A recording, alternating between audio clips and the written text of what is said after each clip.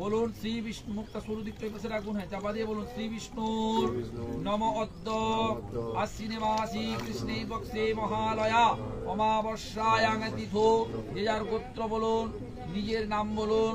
বলে দাস বলো কৃতেস্মিন তর্পণ করমণি যদ বৈগুণ্যং জাতং তদ্দোষ প্রশোভনায় শ্রী বিষ্ণু শরণমহং করিষ্যে। একটু সামনে জল ফেলো।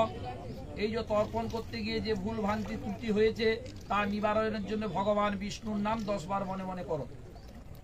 নম শ্রী বিষ্ণু, নম শ্রী বিষ্ণু বলো।